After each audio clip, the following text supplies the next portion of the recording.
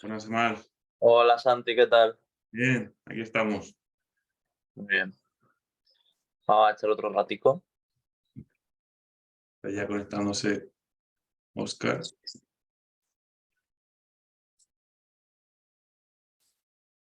Muy bien. Oscar, a ver. Oscar, acepta. Vale, ahora. ¿Ahora sí? Sí, Hola, ahora sí. Oscar, ¿qué tal? Vale. Buenas, ¿qué tal? Buenas tardes. Buenas tardes. ¿Qué Pues aquí tal? está. Todo muy bien, muchas gracias. Bien, a ver, ¿está todo controlado? ¿Se ve bien? ¿Todo bien, no? Sí, sí, sí, en principio sí.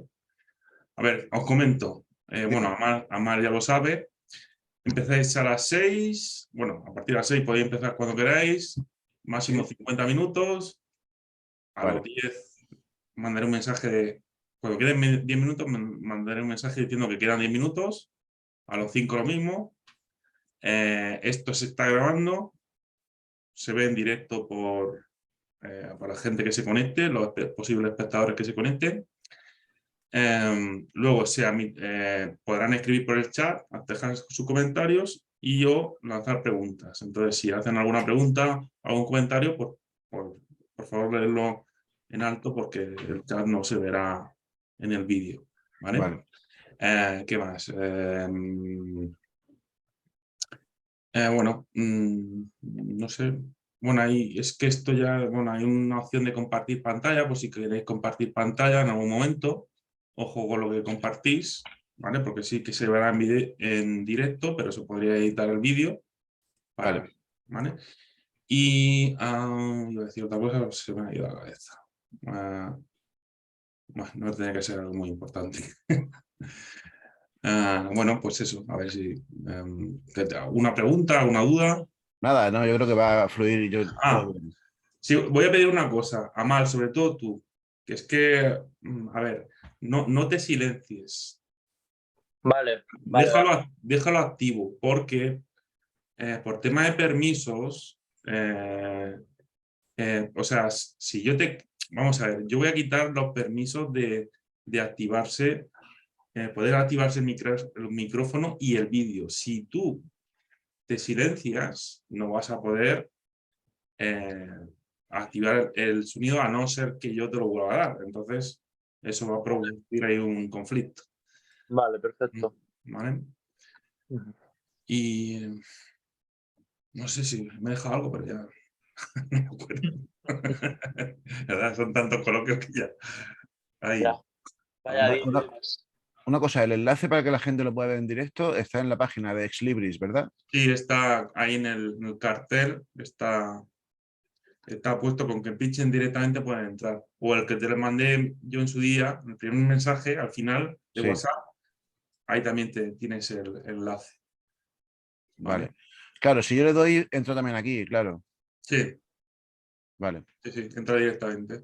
O sea que lo puedo compartir esto sin problema, ¿no? Sí, entra directamente porque ahí va el código de la reunión y la contraseña encriptada y embebida en el propio enlace. Vale, ok. Y, Vale, pues perfecto, lo voy a compartir yo mientras esto. vale, ya sabía que iba a comentar. A ver, si hubiese algún problema, yo apagaré mi cámara, me silenciaré antes de que sean las 6. Si hubiese algún problema técnico, pues me activaría o sea, un problema técnico como que, no sé, como que se oye fatal, o sea, tenéis algún problema de cobertura o un problema de conexión y no se os ve bien, nada bien, no se os escucha, ¿vale? Algo importante, si no, me mantendré ahí a la espera, ¿vale? Vale. Y ya está. Entonces, Pues una cosa, a los 50 minutos termina y si hay alguna pregunta de alguien o alguna historia, ¿son en esos 10 minutos o no, no? no, no, no. Tiene Es que ser antes. en esos 50 minutos porque es que Vale, es que tengo otro coloquio después. Y entonces vale, vale, necesito esos vale. 10 minutos, pues por lo mismo, porque para informar a esas personas y bueno, ver también que las conexiones están correctas, etcétera. Vale, vale. Nada, si vemos que hay alguna cosa, pues vamos, paramos antes o lo que sea. Vale, a ver, máximo 50. Si Vale. dura media hora, no hay problema. Si dura 5 minutos, esto ya dependerá de vosotros, ¿vale? Sí, Ah, vale. y esto, otra cosa más, es que me vaya a ver. Si vais a mostrar algún libro, ¿vale? Poner el libro unos segundos delante de la cámara porque si El no, enfoque. exacto, que le dé tiempo a enfocar porque si no, no se va a ver, Sí, ¿vale? pues no tengo ningún libro por aquí. Nada, no. Sí. Que ya es triste. Tengo un montón, pero no son míos, no está el mío. Bueno, bueno. Pero lo puedes poner al revés o Claro, la parte de atrás y ya, no sé. no pasa nada. A ver, bueno, pues ya está. Si no hay ninguna pregunta por vuestra parte, yo me silencio Vale. y paro mi vídeo. Amal, y yo lo que te comenté, todo tu rollo, o sea, lo que te pasé es un poco las presentaciones que yo hago del libro, incluyo esas 20 preguntas. Si Sí, es que nos quedamos sin tiempo, pues yo qué sé, vamos acortando. Yo voy a intentar de todos modos economizar al máximo, ¿sabes? Para que, pues yo qué sé, si siempre surge alguna historia, alguna cosa que también que surja improvisando y demás, ¿sabes? mm. O sea que no hay problema, que Tú no bien. te preocupes por eso, Oscar, tú habla todo lo que consideres, o sea, que lo importante es que hables tú, que cuanto yo menos hable mejor, y yo racionalizo las preguntas sin problema, tú no te preocupes. Vale, vale, vale. Bueno, ¿Qué tal? ¿Cómo estás? bien, ahí vamos, ahí vamos. Un poco acabando ya la tournée esta con el libro, que ha sido un poco locura todos estos meses, pese a que haya sido en verano también el lanzamiento, pero bueno, muy bien. Muy contento con el proyecto este. Muy guay. Muy bien. Salió en junio, ¿no? Sí, salió en junio, sí, justo antes para la Feria del Libro de Madrid y demás, y bueno, bien. Y ahí vamos, bien, la verdad es que está teniendo un desarrollo bastante guay el libro. Y a la gente le está gustando. Pero yo pensaba que era un tema que a la gente igual le rayaba, ¿no? Porque, bueno, mucha gente lo conoce, pero tampoco, no sé. Yo no lo conocía, ¿eh? Sí, ¿no? Claro, es que lo que te digo, es un movimiento muy guapo y además que sirve muy guay para, como ejemplo perfecto de hasta qué punto pues puede llegar el fanatismo religioso por un lado y por otro, ¿no? Tanto Sí. por este movimiento en sí, que era un movimiento sectario, herético, como por la propia Iglesia Católica, ¿no? Que la respuesta pues, fue brutalísima. Pero bueno, ahora hablaremos un poco sobre ello, a ver si te mola. Muy bien. Y nada, tío. Tú me has tenido que hacer presentaciones hoy y estás con más lío. Yo he tenido otra esta mañana, una presentación sobre Pedro I, el último rey de la Casa de Borgoña, Sí, Castilla, y la verdad es que es muy guay, ha ido bastante chulo, la verdad, ha quedado muy bien. bueno, Esa que luego lo suben a YouTube y todo eso, o sea que luego se queda ahí por los siempre de los siempre. ya. Eres murciano también, ¿no? Se nota un poco el acento. Sí. Yo soy murciano del sur, tío, de Almería. Tenemos ahí No quería acento entrar en distinto. ese detalle de si Almería es Murcia, no es Murcia, si somos... Bueno, a ver, yo siempre lo he dicho, lo que hay que ver en la controversia en todo caso es si es Andalucía o no Almería. Mm. Murcia yo creo que sí que es. Desde luego el carácter y la forma de ser de almeriense es más murciano que andaluz. Por lo menos si nos acogemos al estereotipo de lo que sería andaluz. Pero bueno, ahí estamos, entre dos tierras. No, porque además lingüísticamente Almería es claramente lo mismo que Murcia prácticamente en todo, o Sí, sea, no se parecen nada. Si bien, o sea, que decir, si bien en Andalucía hay muchísimos tipos, muchísimos registros, sí que está claro que si está cercano a algo es a Murcia mucho más sí, que... sí. Sobre todo toda la zona del Levante, toda la zona del norte de la provincia, Mm. es muy así. Bueno, esto cuando llegue el momento, tú lo sabes, empiezas tú directamente, ¿no? Sí, sí, sin problema. Empiezo yo, te presento. Vale. Vamos a ir ya enseguida en un segundo.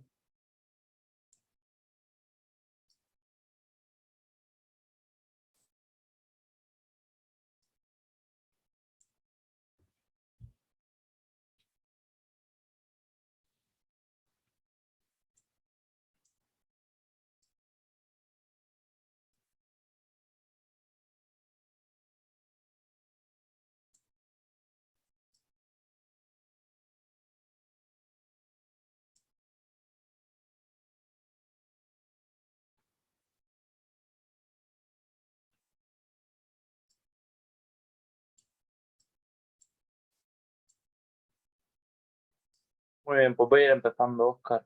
Vale. Pues buenas tardes. Estamos ya aquí con el último día de la Semana Internacional del Atleta de la Región de Murcia, de Libris. Tenemos hoy con nosotros a Óscar Fábrega, que es almeriense, que nace en el 76, andaluz, licenciado en Humanidades, amante de la filosofía y la antropología, es crítico y sobre todo escéptico, ¿no? Escéptico por definición. En la actualidad dirige junto a Raquel Berengel el programa de radio Tempus Fugit de Candil Radio en Huelcal de Almería, un referente dentro de lo que es todo el mundo de lo desconocido. Publica también de forma habitual en las revistas Clio Historia y El Ojo Crítico y además colabora en otras como Más Allá, como Muy Historia o como Enigmas Año Cero. Profesionalmente se ha centrado en el estudio histórico de las religiones con obras como Prohibido excavar en este pueblo, Compendium Radae, 100 años de Rennes de Chateau, junto con Xavier Bonet y Enrique Salvavid. Pongamos que hablo de Jesús, de 2017, Son reales, Reliquias de Cristo, también del mismo año, La Magdalena, Verdades y Mentiras, Dios ha vuelto, Mormones, Rastafaris, Alienígenas ancestrales y Espaguetis con albóndigas, que para mí es un tema apasionante, y luego dos entregas de Homo Insolitus, ¿no? Una en 2021 y otra en 2022. Hace unos meses, en junio, publica Eso no estaba en mi libro de historia de los cátaros, que es el título que publica con la editorial Almazura y que vamos a presentar hoy.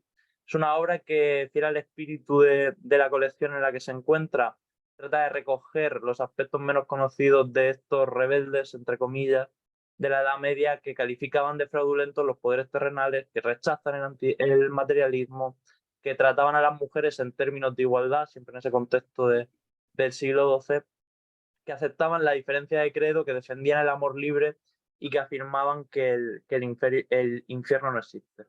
A pesar de todas estas cosas, pues Óscar Fábrega dice que ni eran unos hippies pacifistas del siglo XII ni eran anarquistas, ¿no? Que es lo que nos había podido parecer, sino que simplemente eran personas que no tenían nada que ver con el Santo Grial, personas que no tenían nada que ver con María Magdalena, que no eran independentistas occitanos, que no eran unos rebeldes en contra de un dogma religioso, sino que eran pues simplemente otro tipo de creyentes en ese momento, ¿no?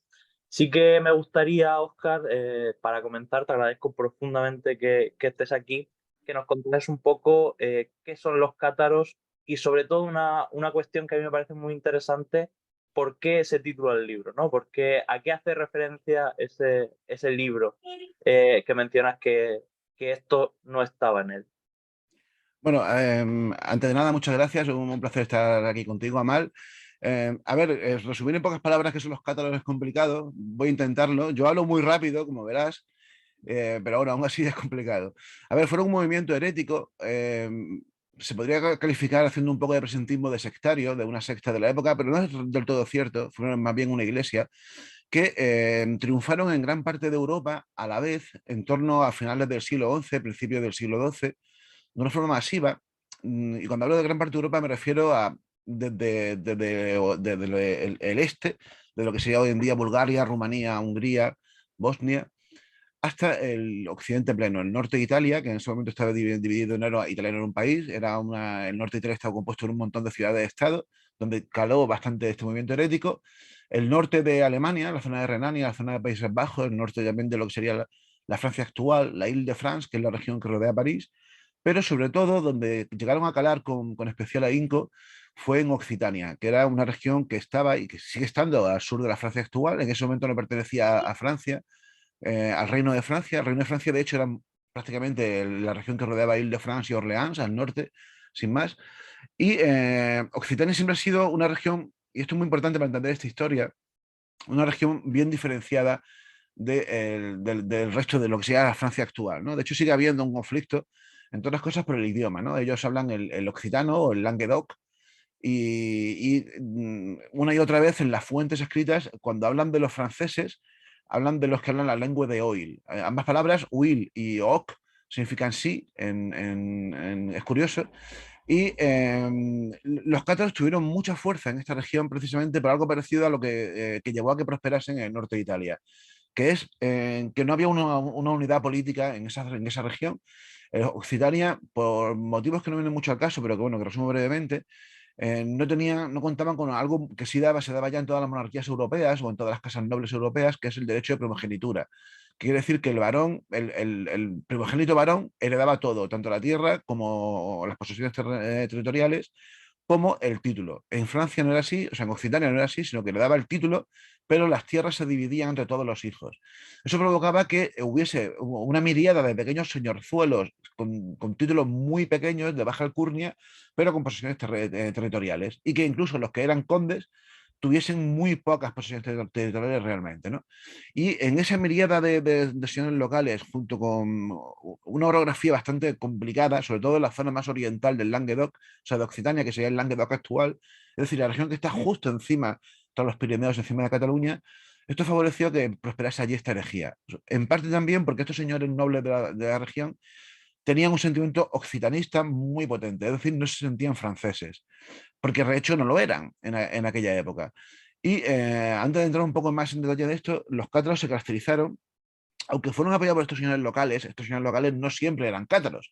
Los cátaros fueron apoyados por ellos, pero más que por un motivo religioso, por un motivo identitario, ¿no? Porque era un factor diferencial más respecto a Francia, la Francia católica del norte, que ya tiene una amplia tradición católica. Ambos eran cristianos, ojo, los cátaros eran cristianos, no eran católicos, pero como bien has comentado en la introducción que has hecho, Amal, representaban una auténtica revolución en el pensamiento si lo situamos en su contexto, ¿no? Hay un matiz que tú has comentado que es para mí clave, el tema de la igualdad entre hombres y mujeres, ¿no? Es algo realmente llamativo que en esa época, en el siglo XII, siglo XIII, siglo XIV, que es cuando prosperó este movimiento, hubiese esa conciencia en esta región, aunque también hay que decir que no era por motivos igualitaristas o porque se considerasen feministas, sino que era por un motivo religioso, era porque ellos pensaban que la salvación solamente se podía conseguir cuando el alma escapase del cuerpo y que el alma no tenía sexo.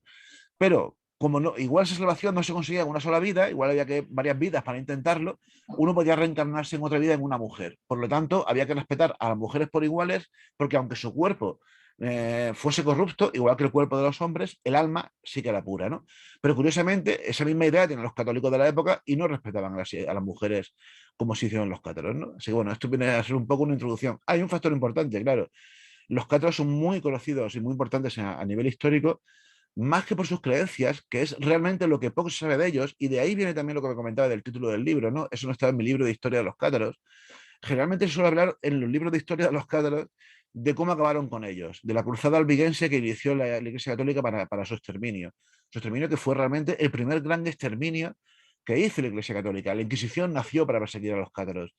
Y la primera cruzada fue el primer genocidio que se puede, como tal, que hubo en la historia de Europa, sobre todo además por motivos religiosos. Casi siempre se suele hablar de esta epopeya, ¿no? de la cruzada albigense, sin entrar en mucho detalle en las creencias de esta gente, que es lo que a mí más me interesaba como historiador de las religiones, ¿no? Me llamaba mucho la atención que este movimiento surgiese y tenía mucho interés en entender cómo pasó, en qué creían realmente y cómo vivían, ¿no? Porque eso era lo realmente fascinante para mí y eso no suele aparecer, como te decía, en los libros de historia de los cátaros. Los cátaros se pueden considerar una iglesia alternativa occitana. Eso es como te lo planteo como pregunta y sobre todo me interesa si lo planteamos como una iglesia alternativa en Occitania, hasta qué punto o qué estructuras tenía, qué estructuras eclesiásticas tenían frente a las estructuras eclesiásticas del catolicismo en ese momento del siglo XII. Bueno, eran una iglesia alternativa en toda regla, eso es incuestionable. Hay historiadores que lo cuestionan, ¿no? Y que lo ven más bien un movimiento sectario, pero para mí hay evidencia contundente que lo afirma, ¿no? Hay, por ejemplo, una reunión que yo siempre lo pongo como ejemplo, un cónclave, sería lo correcto, que se produjo en el año 1167 en San Félix, que es un pueblo que está muy cerquita de Toulouse, en el que se reunieron varios obispos, y esto ya es una primera pista, varios obispos cátaros, porque tenían sus obispos, en los cátaros solamente había una jerarquía compuesta por tres, pero la diferencia entre escalones era muy pequeña. Estaban los creyentes de a pie, los creyentes básicos, luego estaban los iniciados, que son los que realmente serían los cátaros, porque los creyentes de a pie no lo eran. Los iniciados luego veremos un poco en qué consistían, además tiene mucho que ver con su forma de vida. Y luego estaban los obispos, pero los obispos no tenían ningún privilegio O sea, no ganaban más dinero, no tenían un poder especial, más bien era una cuestión de prestigio. Además, lo elegían los propios cátaros de cada región, ¿no? Bueno, pues en ese cónclave que te comentaba en San Félix, en 1167, fijaos qué época estamos hablando, 1167, en plena época de las cruzadas, del román, o sea, del gótico, de los templarios y demás, se reunieron en esa localidad 5 obispos cátaros, eran los de Toulouse, Carcassona, Besiers, Albi y, curiosamente, un obispo del Valle de Arán, que en ese momento pertenecía al condado de Foix, pero que hoy en día pertenece, como bien sabemos, a Cataluña, ¿no? De hecho, en el Valle de Arán siguen hablando en occitano, no hablan realmente en catalán, ¿no? Hablan aramés, que es una versión sui generis del occitano, ¿no? Bueno, en esa reunión, en ese famoso cónclave, decidieron cuáles iban a ser los límites territoriales de cada uno de esos obispados y de alguna manera reorganizaron cómo era la iglesia. Eso es muy importante, ¿no? Estamos hablando de que cuando esto pasa, la Iglesia Católica aún no sabe muy bien qué está pasando, ¿no?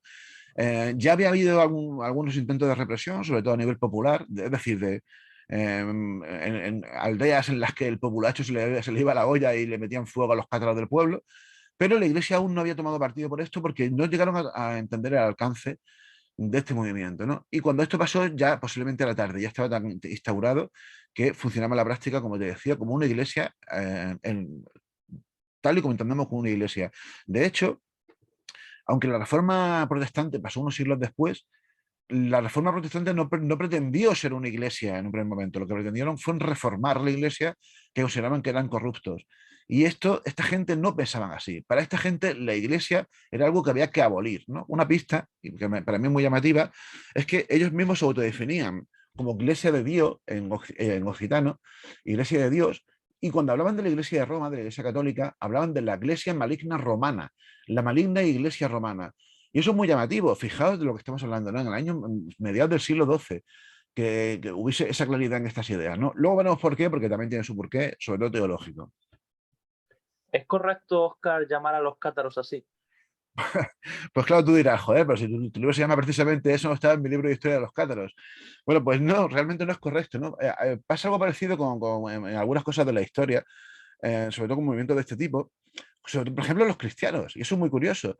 Cuando las primeras veces que aparece la palabra cristiano en la historiografía, aparece de forma despectiva, era una forma de burlarse de los cristianos. Y algo parecido pasa con los cátaros. Era una forma de burlarse que tenían, sobre todo en el norte de Francia, en la región de Alemania, en que para ellos era, a ver, cátaros procede del latín, perdón, del griego cátaros, que significa perfecto o puro, según se quiera ver, ¿no? Y era una forma de decir los puros estos, ¿no? Como de burlarse de ellos.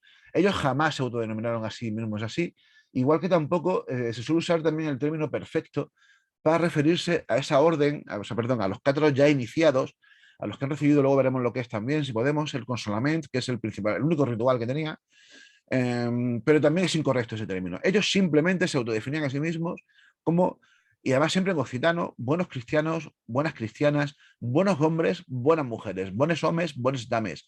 De hecho, en la mayoría de los textos simplemente hablan así de ellos mismos o simplemente, sin más, de apóstoles.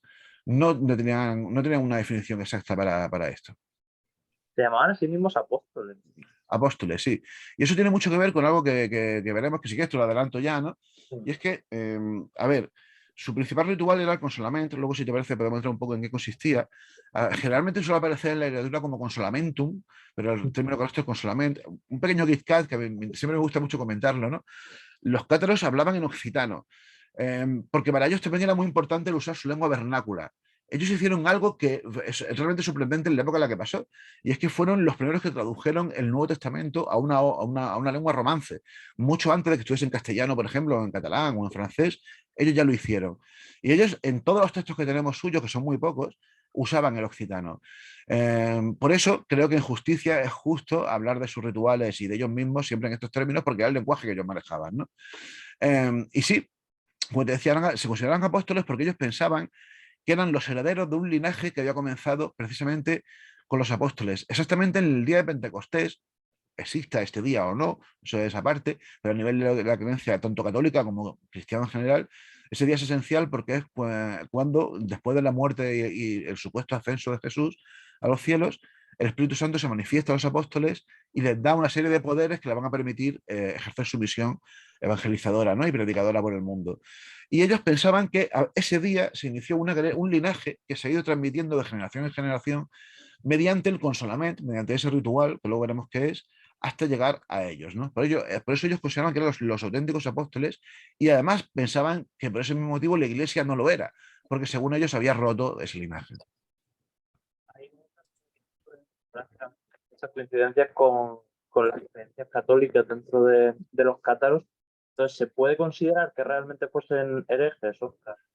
Sí, claro. A ver, fueron herejes en los dos sentidos de la palabra herejes, ¿no? O sea, evidentemente para la Iglesia Católica lo fueron. Es más, si hubo un movimiento herético, realmente fueron los cátaros. O sea, cualquier otra herejía que la Iglesia Católica haya considerado herética, por ejemplo, te digo, los templarios, las brujas o distintos cristianismos que hayan ido surgiendo, no están tan alejados del dogma católico como lo estaban esta gente. O sea, que sí, eran herejes sin duda, pero también en el buen sentido de la palabra, ¿no? Que para mí lo tiene, porque la palabra herejes también procede del griego a heréticos, que significa el que diverge, el divergente. Y ellos realmente lo que hicieron, pese a que al final también su postura religiosa es muy dogmática, como cualquier postura religiosa, al final es aceptar ideas porque sí, pero intentaron racionalizar, y esto es muy interesante, intentaron racionalizar la historia aparecida en los evangelios, que para ellos era verdad, ¿no? Otra cosa es que fuese en parte simbólica, y ellos intentaron entender esa historia desde su perspectiva. Y para ellos se lanzaron una ardua labor exegética, es decir, una labor interpretativa de los evangelios, que les permitiesen aprenderlos con H intercalada de una manera más clara y menos contradictoria de lo que para ellos era la interpretación que hacía la Iglesia Católica, que en ese momento ya se había autorregalado a sí misma ser los únicos que tienen la capacidad de interpretar en las escrituras, ¿no? Eso fue uno de los motivos por los que los protestantes se rebelaron contra el catolicismo, que era precisamente ese derecho, ¿no? A que cada uno libremente interpretase la escritura a su manera. O sea, de nuevo fueron un avance de esa iglesia protestante, de ese movimiento protestante que surgió 3 siglos después. Pero sí, sin duda, sí, ya te digo, si alguien fue hereje en la Edad Media, fueron esta gente. Óscar, ¿en qué creían exactamente los cátaros? Cuéntanos un poquito sobre eso. A ver, hay una idea esencial y que en torno a eso viene todo, ¿no? Es el epicentro de la tragedia que diría Nietzsche. Los cátaros pensaban, y esto es muy importante, y esto, como te digo, no suele aparecer en los libros de historia, sí aparecen los más académicos, pero los libros de divulgación del misterio o de divulgación de enigmas históricos, que es los cátaros son un lugar común en esta literatura, no suele comentarse esto, o se lo comenta muy de pasada, eran dualistas extremos. El dualismo religioso es un movimiento que se manifestó de muchas maneras. Dentro del cristianismo se manifestó con los gnósticos, con los maniqueos, en algún grupo más del siglo II, siglo III, siglo IV, hasta que precisamente en el siglo IV la Iglesia Católica se alió con Roma, curiosamente con el imperio que asesinó al profeta que fundó la religión, a Jesús, y comenzó la persecución de cualquier movimiento disidente, ¿no?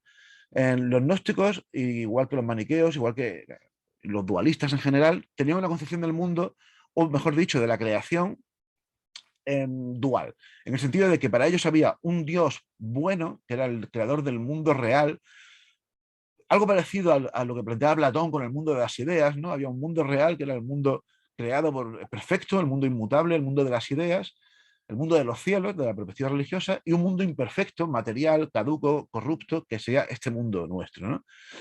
Los cátaros fueron más allá, a diferencia quizá de los gnósticos, aunque hubo gnósticos muy radicales también, fueron más allá y llegaron a la convicción de que había no solamente dos mundos, sino que había dos dioses. Es decir, había un dios, entre comillas, bueno, que sería el Dios del Nuevo Testamento, el Dios de Jesús, y un Dios maligno, que sería el Dios del Antiguo Testamento, el Dios de los judíos, o lo que es más llamativo aún, si puede ser, el Dios creador, porque para ellos el Dios que aparece en el Antiguo Testamento, el que crea este mundo, el que crea al ser humano, es un Dios maligno. ¿Por qué? Porque ellos despreciaban por completo este mundo. Igual que, por ejemplo, hacía Platón también, ¿no? Como hacían los dualistas filosóficos. Este mundo era falso, era un mundo corrupto y había realmente un mundo al que había que llegar, que era el mundo de las ideas, el mundo del bien o el mundo de los cielos.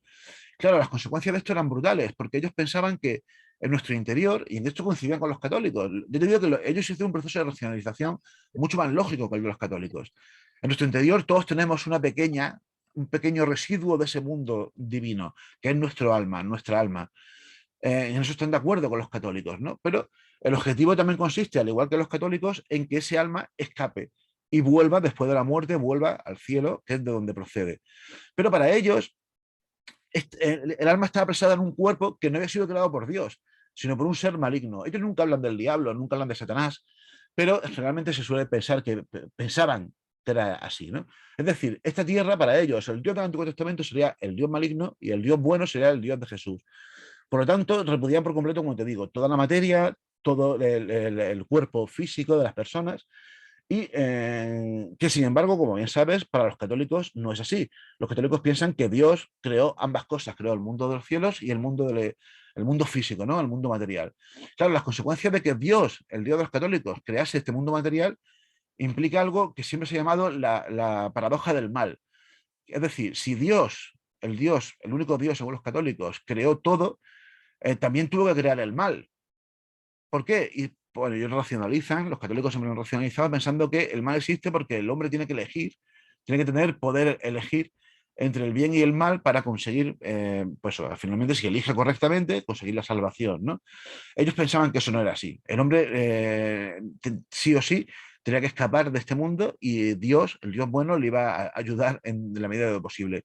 Esto es muy llamativo porque este proceso de racionalización, como te digo, también corrige uno de los problemas que tiene el catolicismo, que es, si Dios es tan poderoso, ¿cómo permite que el mal sea tan activo y tan potente? ¿No? Algo podría hacer. ¿Cómo puede ser que Dios no permita atrocidades como las que suceden? Si lo hace simplemente para que el hombre pueda, en su libre albedrío, ¿no? Ganarse el cielo, que lo que siempre se ha dicho, ¿no? De la perspectiva católica, realmente es un Dios bastante, con perdón, bastante jodido, porque permite la muerte injusta de millones de personas por cosas, por hechos deleznables. Por ejemplo, uno de los últimos, el holocausto nazi, ¿no? Hablemos. Para ellos esto no era así. O sea, Dios no permitía eso, pero Dios no tenía tanto poder para los cátaros, sino que había otro Dios que tenía, no, quizás no el mismo poder, pero mucho poder. Es decir, ellos racionalizaron la paradoja del mal. Hemos estado hablando antes de que ellos se consideran apóstoles o herederos de un linaje que procede de los apóstoles. Entiendo que creían en Jesús, pero creían en la reencarnación de Jesús. A ver, es que si partimos de esta lógica que te he dicho antes, si partimos de que estamos atrapados en un mundo que no es el nuestro, de que los cuerpos materiales son caducos, corruptos, falsos y que han sido creados por el mal, por el diablo, llamémoslo así, ellos tienen un problema a la hora de interpretar precisamente los evangelios. Y es, ¿cómo puede ser que Dios o el Hijo de Dios, según que consideremos que quién fue Jesús, se encarnase, se hiciese hombre? No tiene sentido, ¿no? Que la divinidad se hiciese física, se hiciese hombre. Y aquí es donde está posiblemente uno de los puntos más complicados de su, que menos currados tenían de su teología, ¿no? Y es, vale, ellos pensaban que Jesús no se hizo hombre, Jesús no se encarnó. Por lo tanto, si Jesús no se encarnó, las consecuencias son brutales. Es decir, si Jesús no se encarnó, no pudo nacer de una virgen. Por lo tanto, el culto a la virgen totalmente abolido.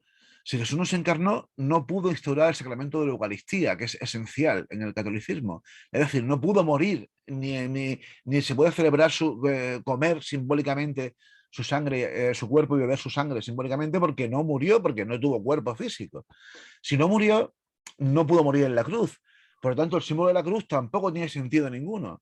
Si no pudo morir en la cruz, si no murió, si no fue físico, no pudo resucitar al tercer día. Y por supuesto tampoco pudo ascender a los cielos, ¿no? Es decir, de un tirón simplemente, por eso te decía que es tan importante entender la perspectiva dualista, de un tirón todo el edificio teológico del catolicismo se va al garete de esta perspectiva. Claro, el problema está en que tampoco se curaron muy bien una oferta contraria, ¿no? Es decir, vale, si pongamos que Jesús que fuese así, ¿no? Que Jesús no se encarnó. ¿Cómo es posible que los evangelios Jesús aparezcan bebiendo, comiendo, hablando con la gente? Bueno, pues ya te digo que esto lo tenían muy trabajado y también te digo que tenemos muy pocos documentos suyos porque fueron prácticamente todos borrados por la iglesia.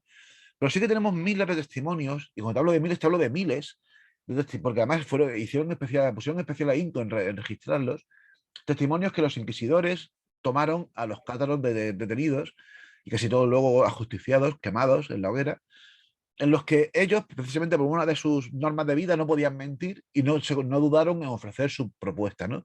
Sus propuestas teológicas. Ellos planteaban que Jesús era una especie de espíritu, una especie de entidad que de vez en cuando adquiría una cierta presencia física.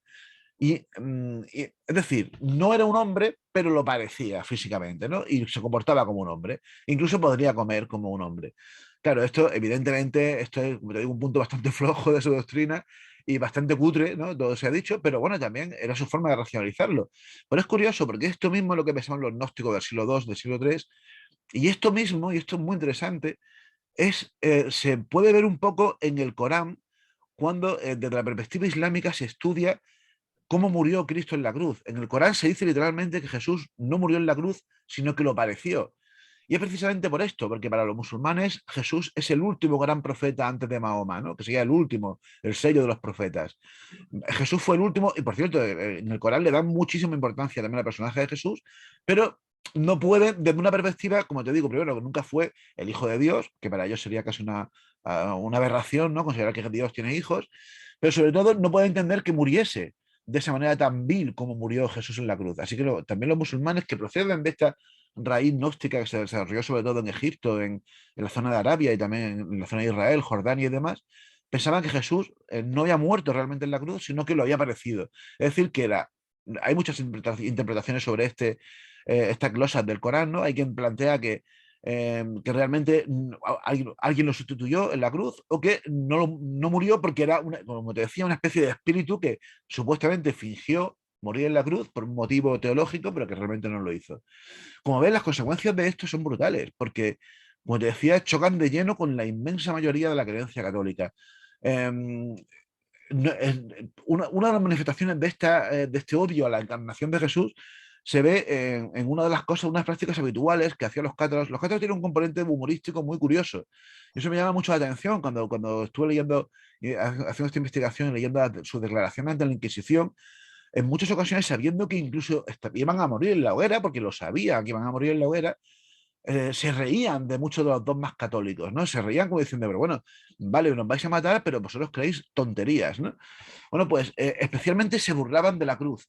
Les parecía muy llamativo que los católicos creyesen, le diesen tanta importancia al instrumento con el que se había matado a su profeta.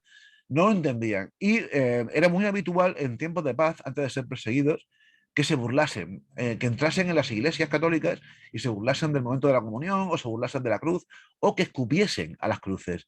De hecho, eso fue una de las cosas de las que muy poco tiempo después, unos 60, 70 años después del fin de los cátaros, acusaron a los templarios de escupir a la cruz por un motivo similar, ¿no? Por repudiar ese símbolo.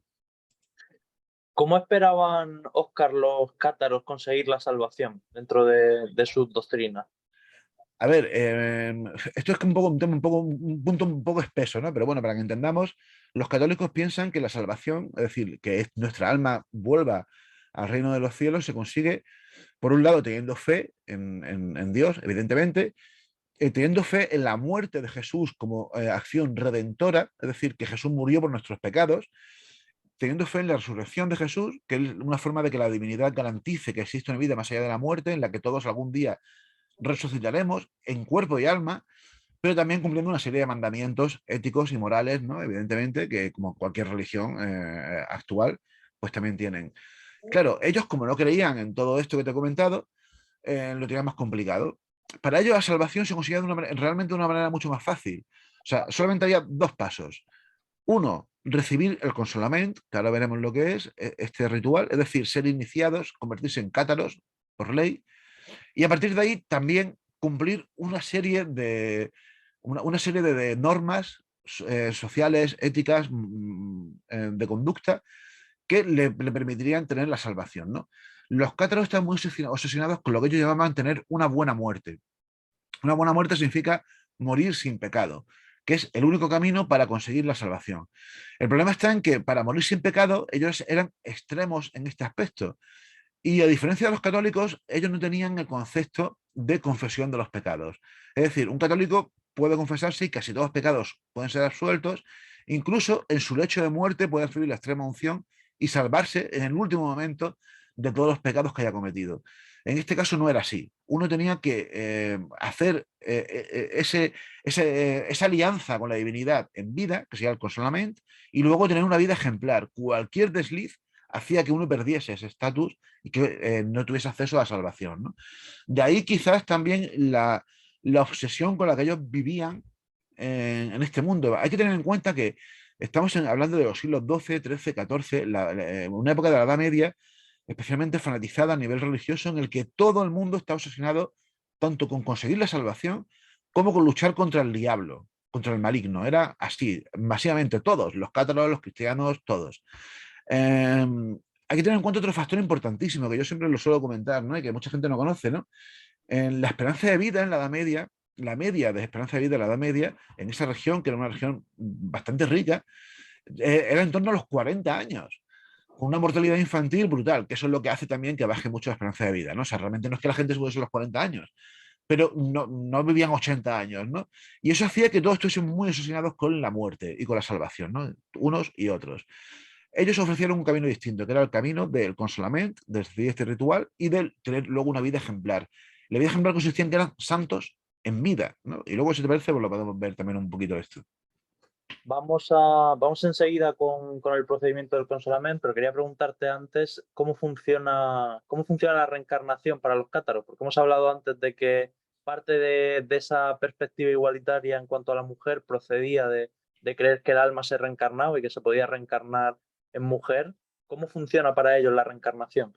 Sí, a ver, no tiene nada que ver, y eso es uno de los problemas también que muchos divulgadores, quizás algo vagos, lo han querido, o sobre todo creyentes en otro tipo de religiones, más bien orientales, lo han querido relacionar con, por ejemplo, como es la reencarnación dentro del mundo del budismo o del hinduismo, en el que existe el concepto del karma, ¿no? Es decir, en el que uno va pasando de generación en generación, de vida en vida, de reencarnación en reencarnación, depurándose, para llegar a un momento en el que se escape de ese ciclo de reencarnaciones y se acceda al nirvana, que sería pues la salvación, ¿no? Dentro, y resumiendo mucho, evidentemente, dentro de esta teología. Para ellos no era así, o sea, no es que uno tuviese una oportunidad en esta vida y lo que hubiese construido en esta vida se mantuviese en la siguiente hasta que consiguiese escapar, sino que uno tenía una oportunidad en esta vida y si moría empezaba de cero en otra vida, pero podía empezar de cero. ¿Por qué? Porque también esto es parte de ese proceso de racionalización que te decía. Para ellos, Dios, que era el que nos garantizaba, el que nos permitía esto, la reencarnación, el Dios bueno, claro, no podía permitir que nadie se pudiese no ser salvado. Por lo tanto, daba una oportunidad tras otra, tras otra, tras otra, para que alguien, todos muriesen con una buena muerte y finalmente consiguiesen escapar de esto, ¿no? Pero como te digo, no tiene nada que ver con la reencarnación kármica, pese a que muchos han querido equipararlos con ellos, relacionarlos con los budistas. Hay libros y algunos muy actuales y algunos incluso de algún amigo que pretenden plantear esta idea, ¿no? Que de alguna manera los cátaros tuvieron influencia de los budistas o de los hinduistas, que evidentemente sí que había contacto, ¿no? En el siglo I, II y III, en la zona de especialmente Alejandría, que era el epicentro cultural de la época, y que ese es el origen de esta creencia que sí tienen los cátaros en la reencarnación, que además es muy novedosa, o sea, no hay ningún movimiento religioso en Europa, ni antes ni después. Lo más parecido es quizás el movimiento de Prisciliano, que es un movimiento herético español que surgió en Galicia, cristiano también, pero herético, que también fue quemado en la hoguera. De hecho, y esto es muy curioso, fue el último gran hereje prisciliano, el último que fue quemado en la hoguera. Después, durante 7 siglos, la Iglesia Católica no quemó a nadie en la hoguera, ¿no? Hasta que empezaron a arder las primeras pilas para quemar a los cátaros. Y a partir de ahí, bueno, pues ya sabemos todo lo que pasó, ¿no? No pararon de quemar en la hoguera herejes. No hay, Oscar, entiendo, infierno, sino que las opciones son la salvación o permanecer aquí. Exacto, esto sería el infierno. Ya estamos en el infierno. Esto es muy curioso porque, como has dicho, no hay otra opción. Es decir, la vida eterna o es buena o no. O sea, no hay vida eterna mala. No hay castigo para los pecadores. El castigo es ya estar aquí. Aunque tampoco ellos lo vean como un castigo. Ellos consideraban más bien que esto era, estábamos secuestrados. De hecho, en su teología, esa idea del secuestro está muy presente. A mí me llama mucho la atención porque yo encuentro muchos paralelismos, y fíjate la locura que te voy a decir, pero es así. En mi libro anterior, que además he visto que te ha hecho gracia el título de los espaguetis con albóndigas, de la religión del monstruo espagueti volador, en ese libro, Dios ha vuelto, yo me centré en religiones contemporáneas, en religiones de algunas del siglo XIX, pero sobre todo del siglo XX y de la actualidad, ¿no? Hay muchas, hay algunas satíricas, como la religión del monstruo espagueti volador, hay otras que son nuevos cristianismos, como los mormones o los testigos de Jehová, Y hay algunas que son religiones que tienen que ver con el tema extraterrestre. Y una de ellas es la cienciología, la famosa iglesia de la cienciología a la que pertenece el ínclito Tom Cruise, ¿no? Bueno, pues los cienciólogos, dentro de que su proyecto teológico es una auténtica locura y bastante delirante, al final creen en una cosa parecida a esto. Es decir, creen que nosotros, nuestras almas son las almas de unos extraterrestres que hace miles de millones de años acabaron aquí en la Tierra y se acabaron metiendo en unos cuerpos que no son los suyos, que son nuestros cuerpos. Y el objetivo es que esas almas se acaben liberando, ¿no? Es curioso porque el parecido bastante, ¿no?, entre esta propuesta y eso, y la propuesta de los cienciólogos, posiblemente porque Hubbard, que es el fundador de esta religión, de esta secta, esto sí que es una secta, la Iglesia de Cienciología, que además prohibida en muchos países, bebió sin duda de fuentes gnósticas, ¿no?, como vieron los cátaros. Pero justo es lo que te decía, ¿no? Eso, ya te había respondido. ¿Qué es, Óscar, el Consolament? Vamos a hablar un poquito sobre eso. A ver, una de las cosas que los cátaros repudiaban de la Iglesia Católica, y eso que en aquella época no era tanto como posiblemente, bueno, igual ya ahora tampoco lo es tanto, ¿no?, pero no era tanto como llegó a ser. Ellos criticaban mucho la ritualística católica. Criticaban mucho, hablando en términos actuales, el postureo de los católicos, ¿no? El hecho en sí de que hoy en día todos lo sabemos, ¿no?, de que la inmensa mayoría de la población va a una iglesia o como en plan turista, como puedo ir yo, o para un tipo de celebración, ¿no?, ya sea una comunión, un bautizo, una boda o un funeral. Ellos se quejaban mucho de eso porque decían que no en eso no consiste la religión, que para uno creer o para uno comunicarse o estar en contacto con Dios lo puede hacer en cualquier sitio, y qué mejor sitio que en la soledad, por ejemplo, de un bosque o en una cueva y demás. Ellos no tenían templos ni tenían nada por el estilo, ¿no? Y por lo tanto también rechazaban por completo todos los rituales, todos los sacramentos de los católicos. Y solamente tenían uno, el consolament, o el consolamentum, como suele aparecer en los textos de la Inquisición. Ellos están escritos en latín y ellos hablan del consolamentum, el consolament. Significa el consuelo, sin más, en castellano. Y el ritual era un ritual súper sencillo. No sé si tú, yo imagino que no, porque eres muy joven, o igual sí, pero igual se lo ha recibido. Seguro que mucha gente que nos esté viendo también. Yo lo recibí en una época en la que no pude tampoco elegir mucho, ¿no? Pero existe un sacramento católico que es el sacramento de la confirmación, que se hace después de la comunión, en el que, entre otras cosas, el obispo pone sus manos, voy a intentar hacerlo, parece que estoy viendo una aparición, impone sus manos sobre la cabeza del chaval o de la chavala que va a ser confirmada, y supuestamente con esa imposición de manos lo que está haciendo es transmitirle el Espíritu Santo. ¿Vale? Bueno, pues en eso consiste el consolament. Era simplemente, ellos pensaban que mediante la imposición de manos transmitían los dones que, como te he dicho antes, en día de Pentecostés el Espíritu Santo le transmitió a los apóstoles. Ellos pensaban que era eso. El ritual era un poco más complicado, ¿no? Había algunas plegarias, había algunos rezos y demás, pero realmente no había mucho más. Y una vez que uno recibía el consolament, aparte de tener que llevar una vida muy estricta, que luego veremos si da tiempo, también tenía un privilegio, que era que podía rezar. Hasta ese momento, esto es muy llamativo, los creyentes normales, no consolados, no podían rezar. Y una vez que eran consolados, sí, y solo tenían un rezo, solo tenían una oración, que es el Padre Nuestro. Ya está, sin más, ¿no? Pero eso, el consolament era simplemente una imposición de manos, y además exactamente igual que la confirmación católica. ¿Qué pasa si se rompe esa cadena de Consolament, Óscar? Claro, es lo que te decía, ellos pensaban que había un linaje que venía de hace 2000 años, y se pensaban, bueno, en su época eran 1200 años, pensaban que ese linaje era perfecto. El problema está en que cuando uno era consolado, si el que le había consolado a él, el perfecto que a él le había consolado, cometió un pecado, todos los que esa persona había consolado también lo perdían el consolament, ¿no?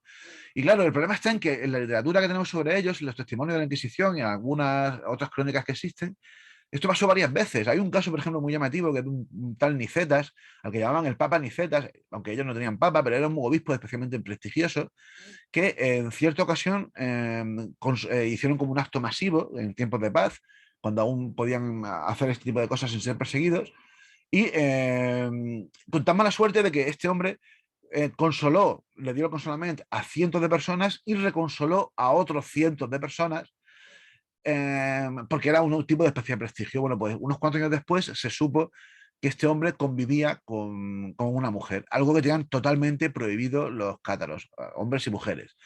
Y por eso, tanto él como todos los que le habían consolado perdieron el consolamiento. Y eso obligaba a que todos tuviesen que empezar el ciclo. Para uno ser consolado tenía que estar como un año siguiendo una serie de estudios, de unos rezos obsesivos, una cosa bastante compleja, ¿no? Así que era una auténtica putada, ¿no? Que el que te haya consolado a ti, imaginemos, ¿no? Que, por ejemplo, todos somos cristianos y que el cura, que para que se mantenga nuestra cristiandad, el cura que nos dé, por ejemplo, el bautismo debe ser un personaje íntegro. Si deja de serlo, nosotros también dejamos de estar bautizados y nos tenemos que volver a bautizar, ¿no? Pues algo parecido a esto era eso. Nos quedan ya solo 10 minutos, Óscar, así que si te parece vamos a pasar con la cruzada anticátara propiamente dicha, Vale. ¿no? ¿Qué pasó? ¿Cómo reacciona la Iglesia? ¿En qué momento reacciona? ¿Y cómo se van produciendo esos hechos? A ver, a la Iglesia le pilló un poco el toro con esto. Para mí no cabe otra explicación, ¿no? Porque, a ver, tirando de literatura, existen evidencias de movimientos cátaros desde finales del siglo XI o desde mediados del siglo XI incluso. De hecho, en el año 1022, en una fecha tan antigua como el año 1022, se produjo en Orleans una quema. Fueron los primeros herejes quemados en la hoguera después de Prisciliano, que tenían muchos rasgos de lo que luego fue el catarismo. La iglesia tardó mucho en reaccionar, ¿no? En un primer momento, bueno, pues pensaron que eran simplemente pues, pequeñas heterodoxias sin mayor importancia, hasta que llegó un momento en que se dieron cuenta que era una cosa masiva, ¿no? El primero que se dio cuenta fue un personaje esencial en la historia de la iglesia, esencial también en la historia de los templarios, esencial también en la historia del gótico, que es San Bernardo para la iglesia, San Bernardo de Claraval, uno de los líderes de la orden cisterciense, de la orden del Cister, que en aquel momento era una especie de gran sabio del cristianismo, ¿no? Este señor empezó de pronto a recibir un montón de cartas de distintos sitios de la cristiandad, desde Renania, desde Italia, desde el sur de Occitania, en la que le informaban de que había un movimiento que parece que tenían bastantes puntos en común entre sí, ¿no? Este señor empezó a investigar aquello y se dio cuenta de que realmente era un movimiento independiente, pero muy parecido entre sí, ¿no? Y tenían los puntos en común, pues lo que hemos visto, ¿no? El dualismo, el creer que Jesús no se encarnó, el creer que no tiene que haber un clero, que no existe el perdón de los pecados, bueno, mucho de este tipo de cosas, ¿no?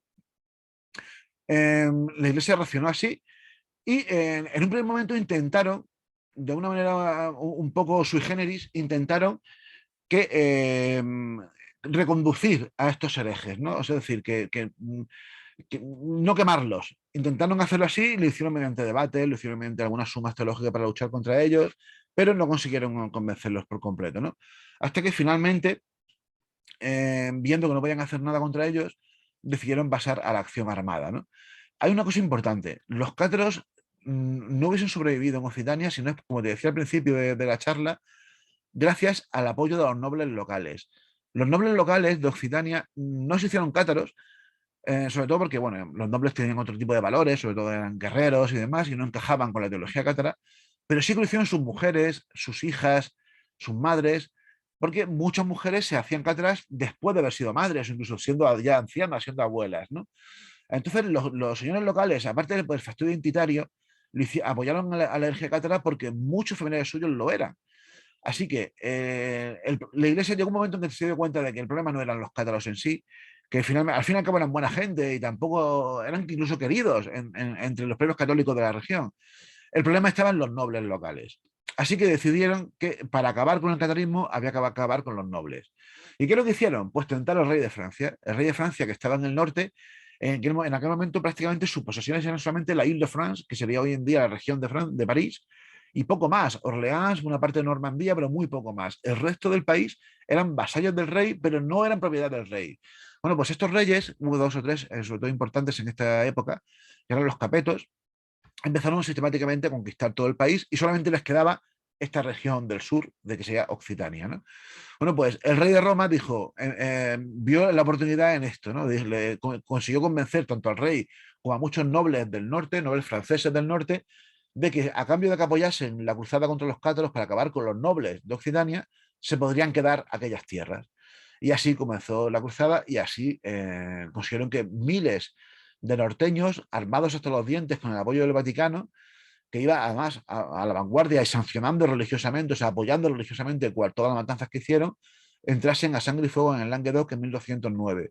La cruzada duró como terminó en el año 2026, la cruzada oficialmente terminó en ese año, aunque duró un tiempo más, Y el resultado, aunque no tenemos muchos datos, porque en una época muy tardía no hubo, la Iglesia se encargó de borrar mucho, pero algunos historiadores, sobre todo franceses, consideran que solamente cátaros, sin tener en cuenta los civiles, no cátaros que murieron durante la cruzada, que fue realmente una invasión, no fue una cruzada como tal, se calcula que fueron 80.000 cátaros los asesinados en hogueras, ¿no? En los documentos que se conservan, incluso en las propias crónicas cristianas católicas que se hicieron, apologistas de la cruzada, se describe con una brutalidad extrema en lo que llegaron a hacer, ¿no? Y este fue el comienzo del fin del catarismo, ¿no? La cruzada terminó en 1926. Los cátaros sobrevivieron, sobre todo por la orografía del terreno, que como te decía antes es terriblemente difícil, ¿no? Pensad que es similar a la que hay en el sur de los Pirineos, la que puede haber en el norte de Huesca o de Lleida o de Girona. Es muy parecida a la que hay en la vertiente norte, ¿no? Más fría aún en el norte, pero es similar. Así que sobrevivieron durante varias décadas más, ¿no? El último cátaro fue quemado en la hoguera en el año 1321. Además, curiosamente, estuvo en España, se llama Guillén de Belibás, nació en Villegús, que es un pueblo que está muy cerca de Carcassonne, pero se exilió en España, como hicieron muchos, porque claro, durante la persecución, muchos de estos cátaros se refugiaron tanto en Cataluña como en algunas regiones más al sur de España. Este señor, por ejemplo, Guillén de Belibás, llegó a refugiarse en Castellón, ¿no? Sea como sea, los cátaros desaparecieron pues, definitivamente en 1321, por mucho que haya gente que a día de hoy defienda que son neocátaros. Pueden serlo, pero no proceden de esto directamente porque desaparecieron por completo y además la Iglesia no solamente los mataba a ellos, sino que mataba a todos los que en algún momento los hubiese apoyado, quemaban sus casas, quemaban sus tierras, quemaban todo y prohibían que se volviese a plantar o a construir encima de alguna de esas posesiones. Claro, durante un tiempo, ¿no? Llegó un momento en el que aquello se olvidó y todo se construyó encima de ellos. Por eso hoy en día no tenemos nada de los cátaros. Y por eso, y ya con esto, si te parece, ya vamos terminando, por mucho que cualquier visitante pueda visitar aquella zona de Carcassonne, de Toulouse o de Besiers y encuentre carteles o guías turísticas que hablen de en ruta de los pueblos cátaros o ruta de los castillos cátaros, bueno, pues todo esto es mentira, ¿no? Porque ninguno de esos castillos los construyeron los cátaros, eran castillos de los nobles de aquella época, pero no suyos, y no existe, y esto es muy curioso y te lo digo como historiador, y mira que se ha investigado, ni un solo resto arqueológico de los cátaros. O sea, nada, ni una lápida, ni una inscripción, nada. Existen 5 documentos solamente y los 5 documentos se encontraron en Italia, no se encontraron en Occitania, donde fueron borrados del mapa. De hecho, fueron borrados de la historia. No hay, hasta 1760 y pico, que se escribió el primer libro sobre ellos, no hay ni una sola mención en ningún libro de historia, ni siquiera historia religiosa, sobre los cátaros. Muy bien, pues yo creo que con esto terminamos, Óscar. Muchísimas gracias por estar hoy aquí conmigo, muchísimas gracias por la confianza y por venir. Ha sido un placer y pues ya nos vemos en la próxima. Nada, el placer ha sido mío, espero no haberme enrollado demasiado y espero de verdad que si a la gente le mola esta idea, que apuesten por el libro porque además tiene un tono, ya habéis visto cómo soy, yo soy bastante punky, tiene un tono bastante desenfadado y bastante cachondo, que aparte de ser riguroso a nivel histórico, yo creo que también le puede gustar a la peña. Gracias. Muchísimas gracias.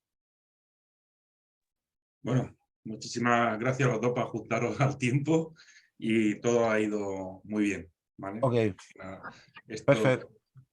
ya sabéis que se graba y se editará y se publicará en YouTube.